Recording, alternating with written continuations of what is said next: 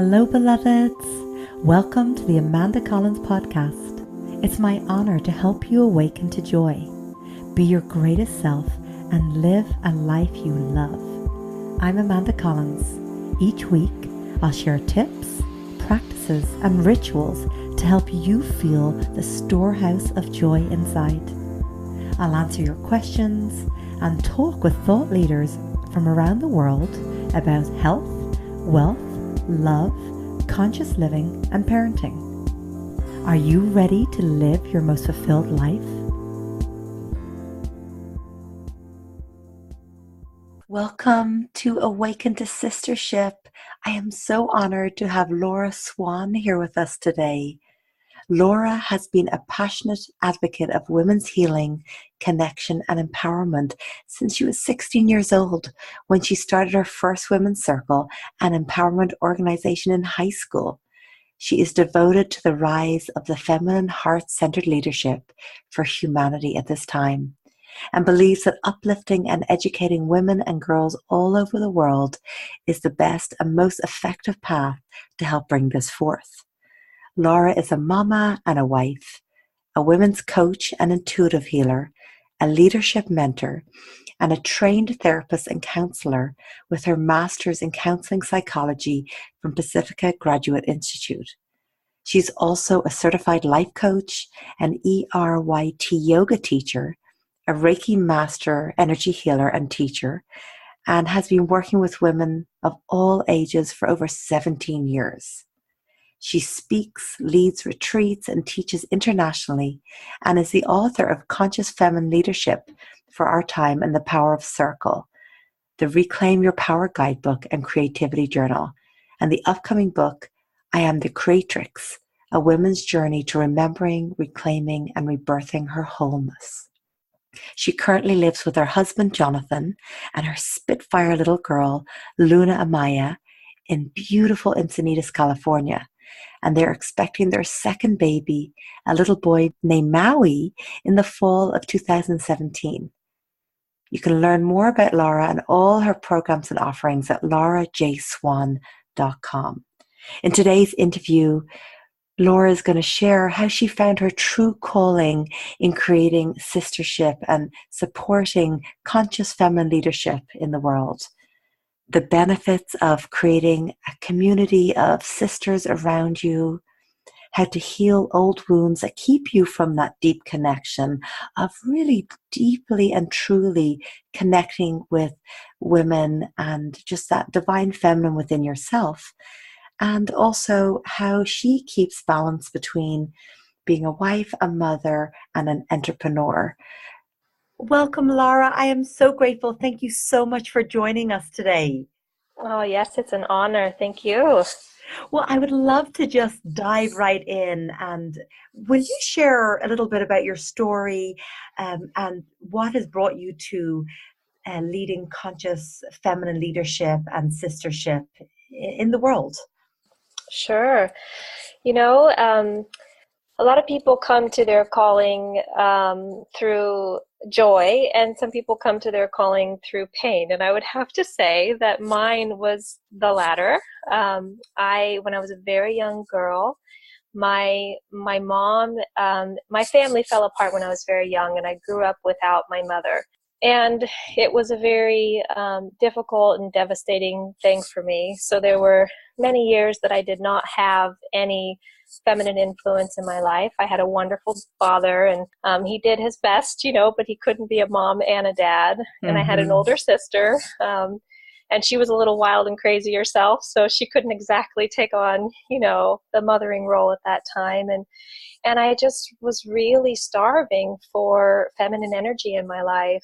And so I think that my soul found a way to meet that need by really turning to sisterhood, first to really turning to like friends and to my girlfriends at a very young age. But then I discovered creating women's experiences or creating sisterhood experiences. And that became for me almost what mothered me through my youth and through young adulthood. I really grounded into this almost universal feminine energy that I would feel through being in sisterhood circles and through being in in women's events or women's gatherings. And I very, very young got that and felt it and felt the power of it. And it really helped to heal my heart for what was missing as a young girl. And that started pretty young for me. I started leading women's circles when I was 16 in high school.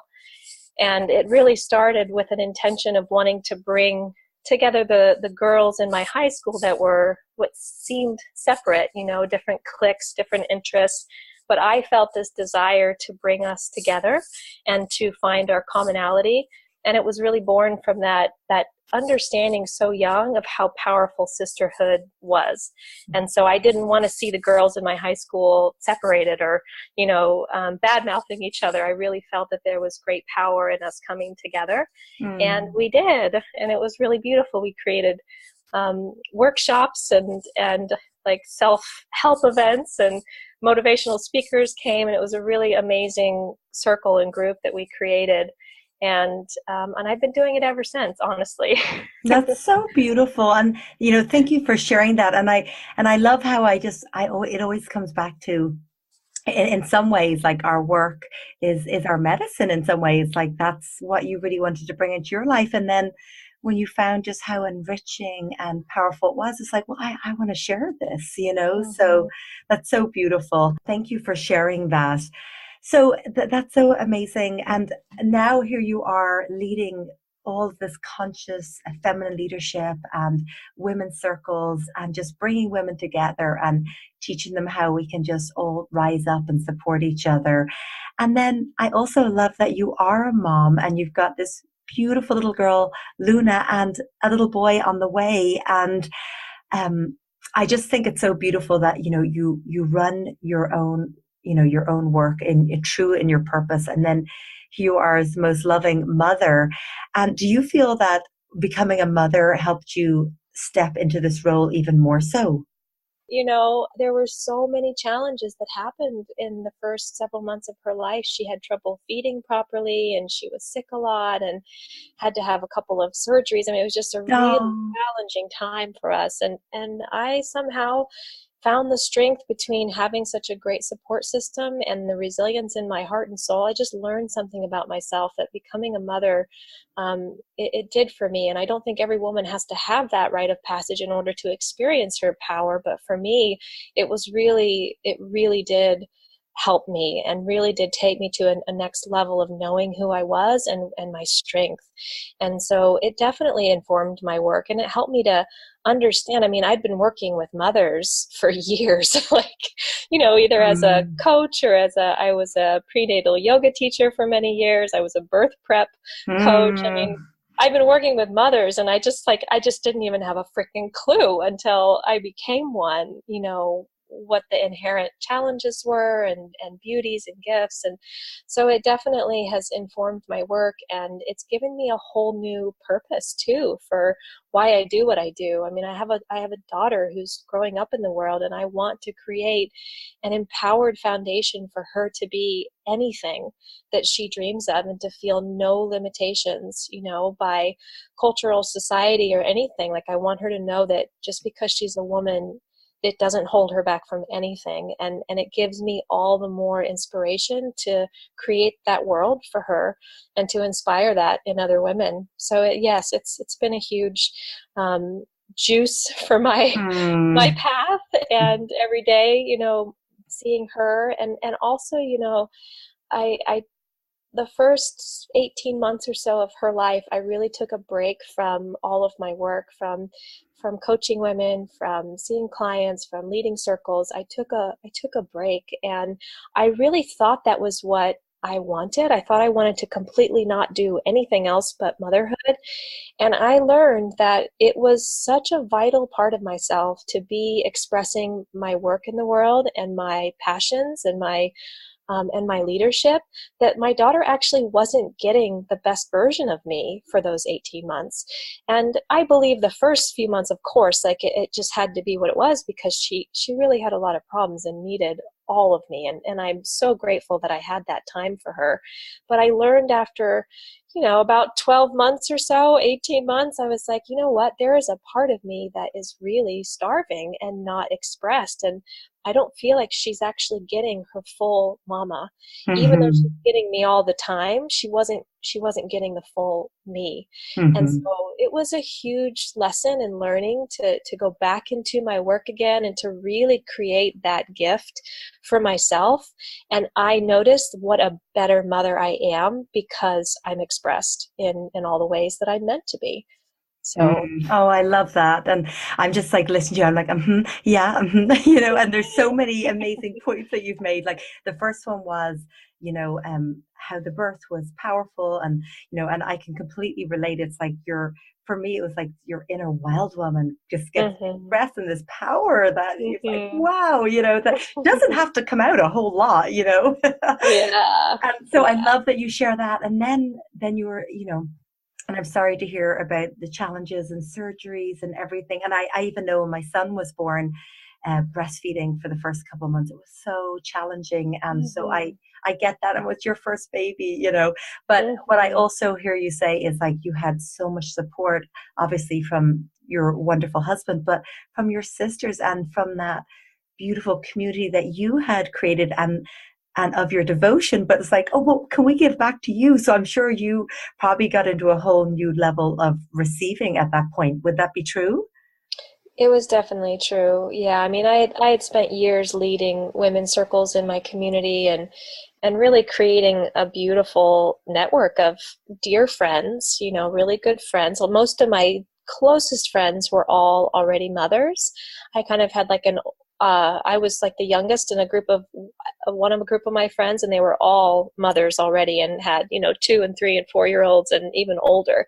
So they just knew, like, they Yeah. knew going through. And I also have some very, young mother friends too that I had a beautiful full spectrum of women of different ages. And that's something that's always meant a lot to me. Like some of my best friends are like 75, like I have this Oh. this spectrum of women that are all different ages, and again was born from like this need and hunger for feminine energy in my life. And so I just always made sure that I had that, and then I cultivated that, and I spent time personally, in cultivating those friendships, but also in creating it in my community, so that when a woman did have a child and she needed a meal train set up, that she was taken care of. Like this idea around the first 40 days after birth really needs to be a cocoon time for a mother. And it's so rare in the society that are in our culture nowadays that a woman really gets that. Like she may have her family and even like a grandmother come and stay, but it just takes so much more than that. you know It takes a village. I takes totally, it agree with really that. does. It really does. Even if you have a great husband and you have grandma comes and stays, like it's still, there's so much needed in bringing this life in, because the mother really needs to be Mhm. nurtured as much as the baby, and then so does the father.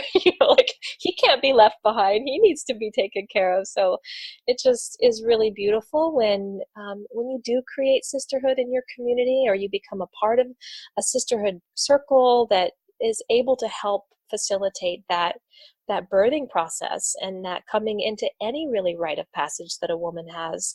There's so many different ones that we go through, of menarche and menopause and having a baby and divorce and marriage. There's so many different rites of passage that we have, that I really believe when you have a support system and a sisterhood around you, you can mark those occasions in your life as sacred, and they become so much more fulfilling and meaningful, and you feel so much more supported moving through them, when there's Mhm. sisterhood. So that's been Absolutely. my experience. And it took years to build, and it's not it takes time and energy, but it's just so worth it. It's so worth it. I love that. I so agree. And I love that you said that, for the first 18 months, you took time out and just like, I just want to be with Luna and really, give my all. And then, Hmm. and of course, everything's perfect and divine. So if it's like, that's what felt right, well, then obviously it was perfect. But Hmm. then when Hmm. it's not in complete alignment anymore, we're like, oh, this part of me is like, as much as I love being a mom and a wife, but this part of me is not being fulfilled, because I know in my work it's like it brings us alive in a way that we aren't in other areas being fulfilled. Hmm. And Hmm. so now, then when you felt the calling, okay, I need to just come back into this, and it makes I'm a better mother when I do that. So how, I think, do you find that balance between like I'm really present with my daughter and but I'm really present in my work? Like what are some of the tools or just ways of being? Because you hear so much now about kind of moms feeling guilty when they're following a purpose in some ways and just always finding that balance. So how do you, go with that? Yeah, when I first started back in, I faced it pretty frequently because it was such a big contrast from having been with her so often. But I feel blessed that I have a very, very deep spiritual connection to my calling.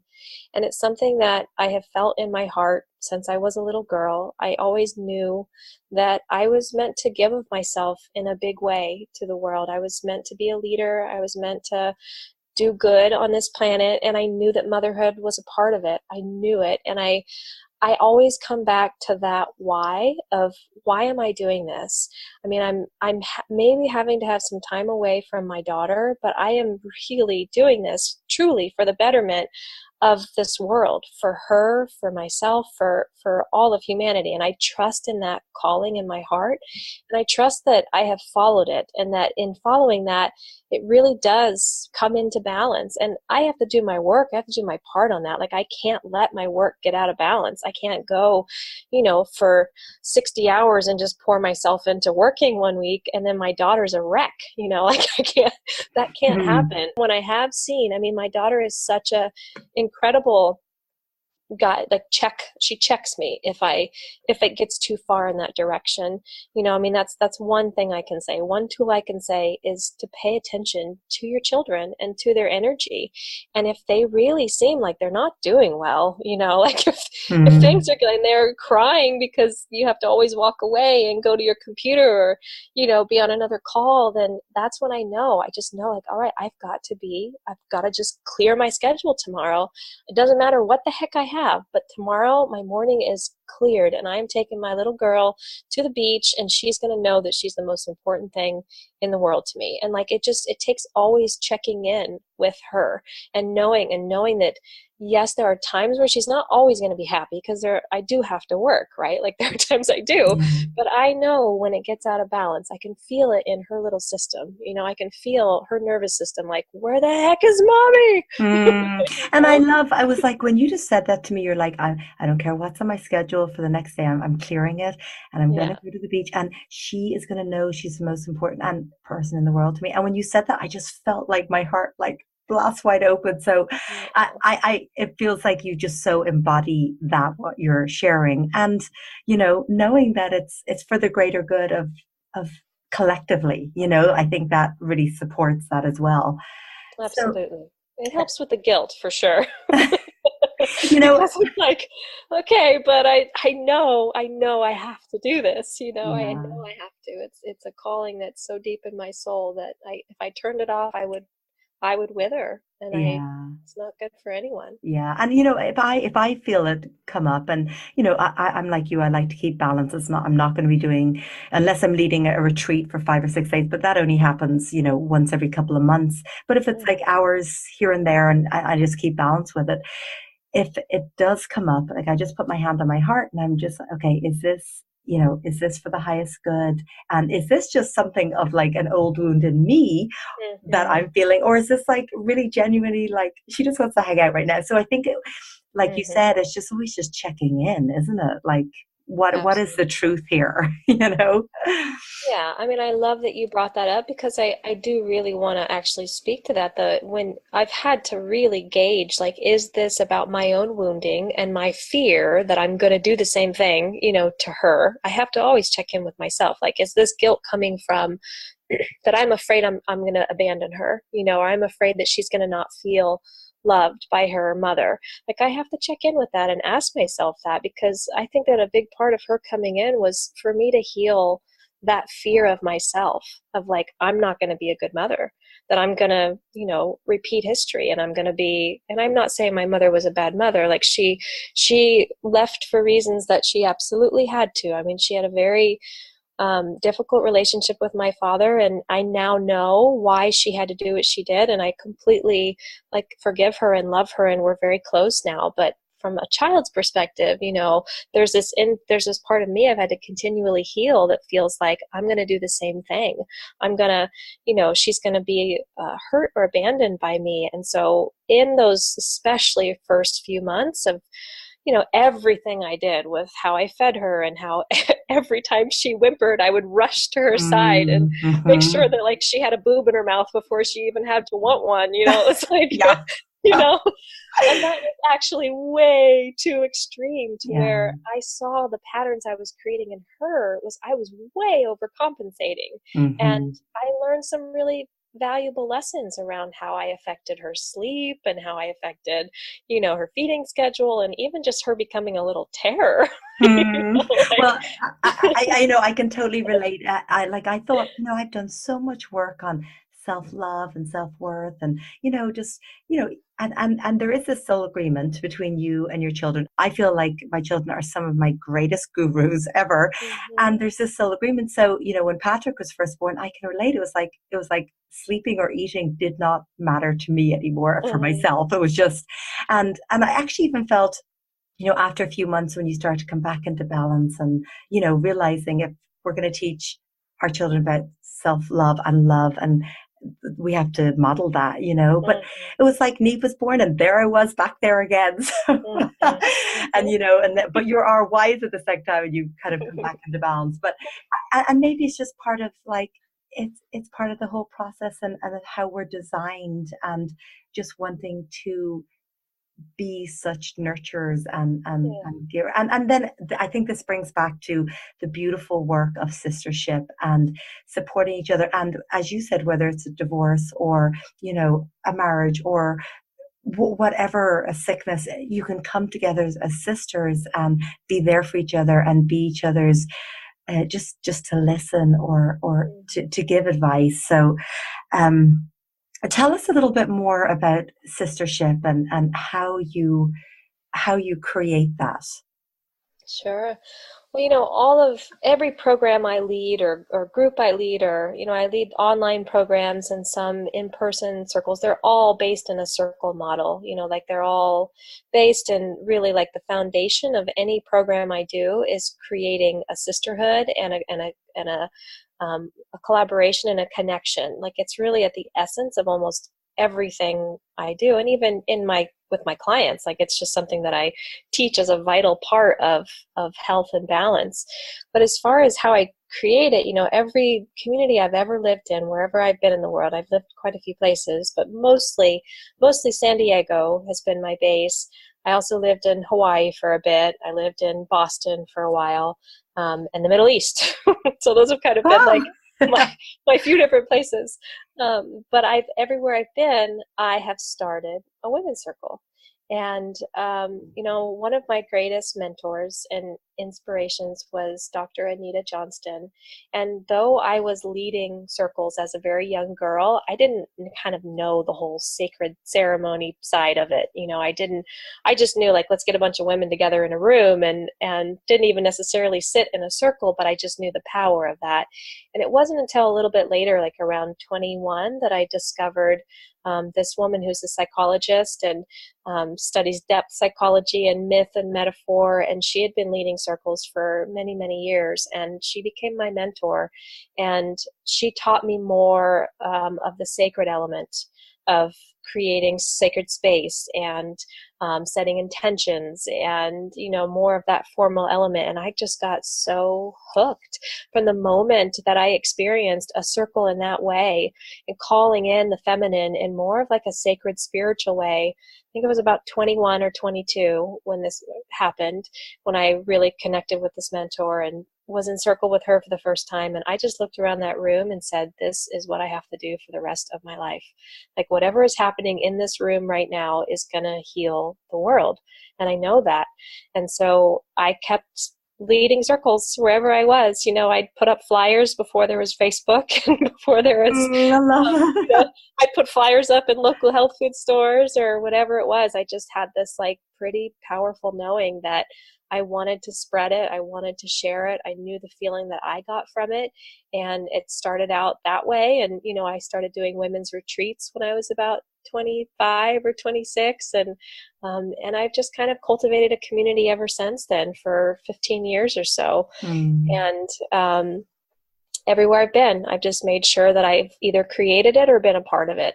It's so beautiful. And so I think a question for you is like with our listeners here, like for you and for me, because I love to create that for women and it's just so much power to it. But for women that are maybe sprinkled around the world and just like, oh, I don't know of anywhere close to me and, maybe feel a little isolated and don't feel a part of, they've always got someone to go to or just a sacred circle to be held and heard and like, what advice would you give to them? Like, how could they support themselves or create a circle or even just find sisters?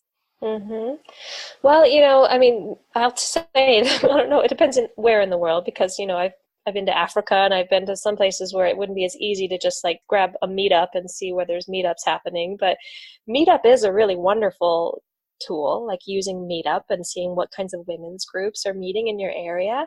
I offer all kinds of online circle experiences. So that is something that I've been really attuned to is that there's women, I grew up in Kansas and there's a lot of women out there who in the middle of nowhere don't have circles, right?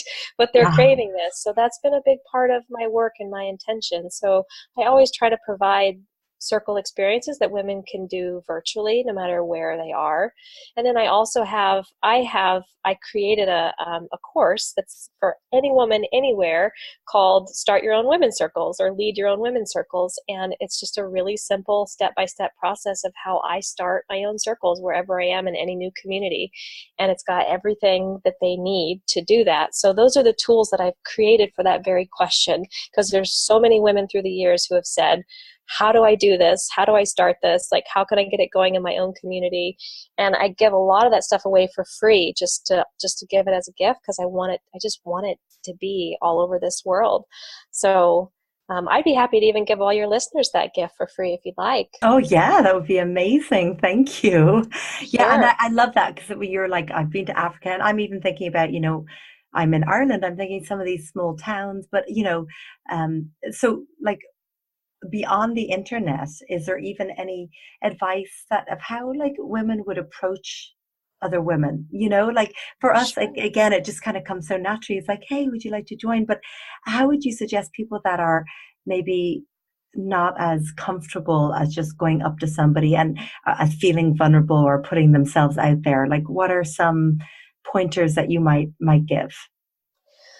Well, yeah, I mean that's the thing. You got to kind of like you got to have the courage to take the first step. I think that's a big piece, and I think for a lot of women, let's be real here. That for a lot of women there's a wound perhaps around sisterhood, and not every woman necessarily feel safe with other women. They may crave what we're talking about, but perhaps have had difficult experiences or, been either the victim or the perpetrator of like gossip or, there's actually a pretty big collective wound also in sisterhood. And when a woman is invited to start a circle or to start creating sistership, that's something that we just can't deny is sometimes there. And that some women don't feel necessarily like that comfortable and safe to initiate it because perhaps, any experiences they may have had that have been the opposite of supportive with women. And so I think that's just something to name first and be aware of. And like my intention and goal in this life is to help us dispel that myth of competition between our sisters and to just like, that's just, I'll just say BS. I won't cuss.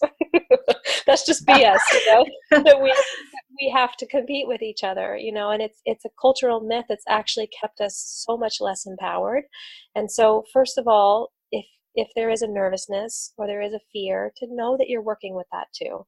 Like know that there's a cultural piece of women are your competition, and if she has the man or she has the right body, then it's less of what you're going to get, and for us to just start with understanding that coming together and supporting each other is so much more powerful and empowering than being separate. And so that's kind of the first piece of advice that I have. Mm-hmm. And Love then that.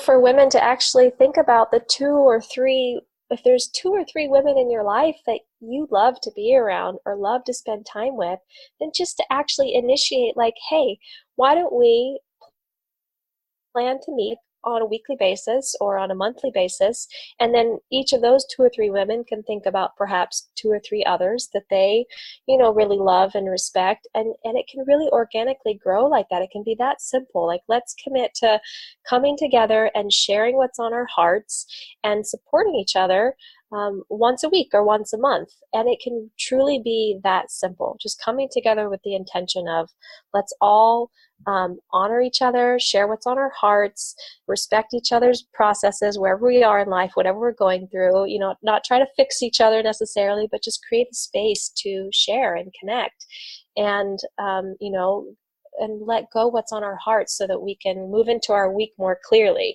Like that, it can truly be that simple. It doesn't have to be this whole formal process of what, that can sometimes make women really nervous. Like, I don't know what I'm going to talk about or teach about, or you truly can just open a space for women to share. And that is, for me, I've seen even the most powerful circles I've ever led have been with actually no formal agenda or anything you have to do except everyone want to check in and share what's on your heart today, and that could be the whole circle. That could be it.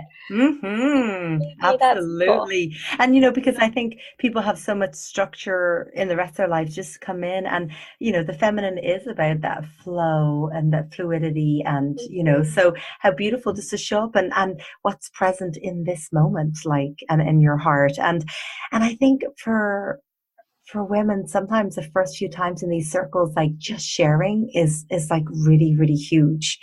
Just being vulnerable, like what is in my heart and my soul? Like, are they going to think that I'm silly or weird? Or, it's like, no, like just be here with us. And that's just where the magic happens, Yeah, I know. And I think it's as every woman comes to her first circle or her first sisterhood experience, that it's actually an opportunity for those fears or those wounds around, am I safe with other women, with anyone really, to share my feelings, and am I going to be a freak, or am I going to be different? And what I've seen happen over and over and over again is women experience that they are received and they're held by love, and I think you have to set that container. It can't just happen sometimes, naturally. You have to set that intention if you're going to start your own circle or group, that this is a safe container and we don't share other people's information outside of this circle. And, there has to be some agreements to keep that container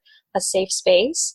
And what I found is when that safe container is set, that women will have a lot of healing around vulnerability, around feeling different, and find such a commonality between sisters. Like, we really do face the same stuff in different ways and different expressions, but we face the same fears and vulnerabilities and feeling not good enough and afraid to express our gifts and afraid to ask our husbands for what we need. And there's so many women face similar fears and concerns in their life, that's what circle can really allow for. Oh my gosh, I'm not a freak. Yeah, I'm not alone here, and people actually get this, and what, you're experiencing the same thing, and it's like, oh, I can breathe and I can be. And then it's almost like when you just get to share with with your sisters, and be heard, and just, or even just exchange a smile, or whatever happens sacredly happens in that. It's like it just creates all this freedom in your life to like, it leads on to being a mother and being a wife and in your work and all of that. And thank you for all that you do. And as like an entrepreneur is, in all that you do in your work and the retreats and the circles, and and you're an author and writing another book, and also being a wife and a mother, and with another baby on the way. Like, what are, like, I'd love to hear, how do you fill yourself up? Like, how do you fill your cup up? What is your self-care, your rituals? How do you keep that balance? Yeah, I'm pretty fierce about those. I'm pretty Good. fierce because I've learned that when I don't do them, I mean, when mom ain't happy, ain't nobody happy. Like it's really clear Hmm. in this Hmm. household when I get out of balance. And so, I've been really consistent about getting body work done for myself, like either acupuncture or massage. I have found this incredible woman that I've worked with over the years that comes to my home and just have had this beautiful relationship with her, and it's been something that's been so nurturing for me to just let go of all of my responsibilities and just be taken care of. Like that's been a Mm. huge like a very beautiful self-care ritual for me.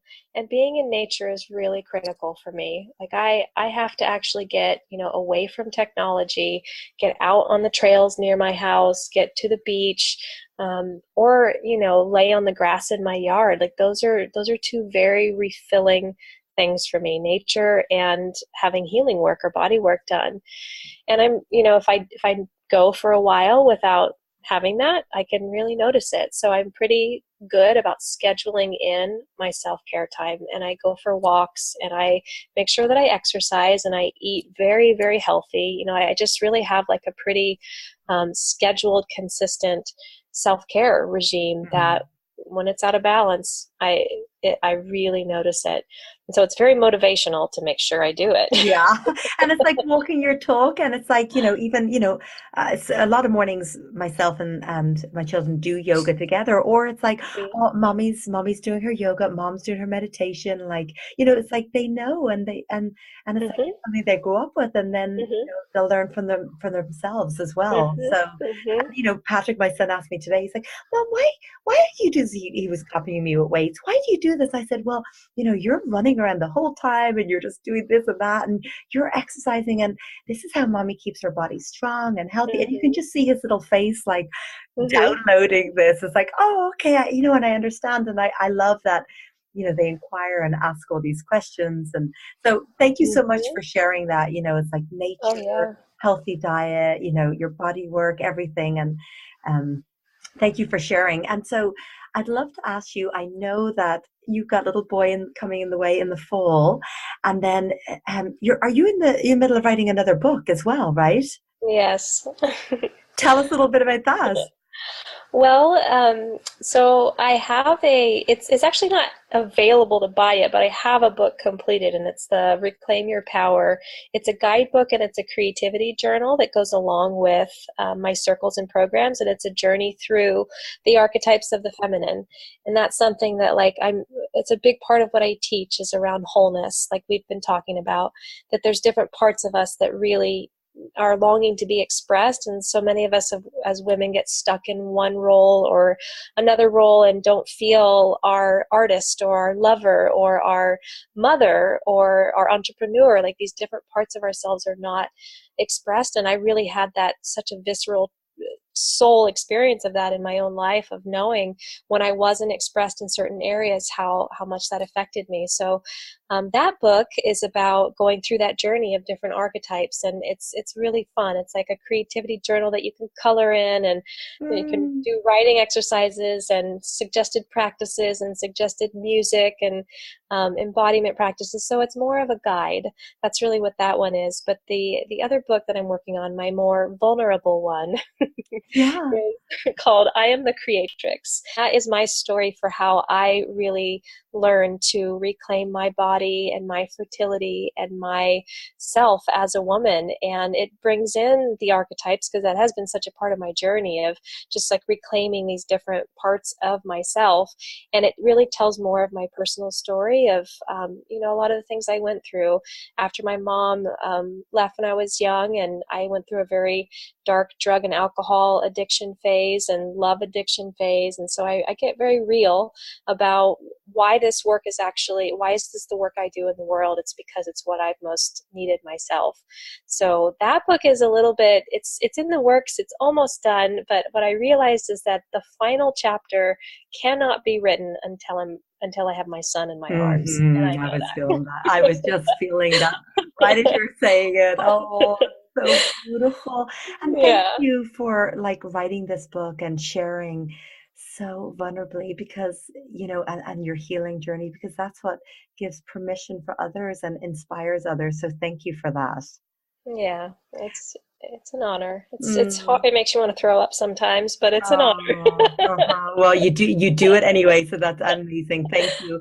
And I Yeah. would just love to say, with all that you do and all that you give in all areas of your life, for me and our listeners today, how can we be of service to you in this moment? Oh, that's a really beautiful question. Thank you.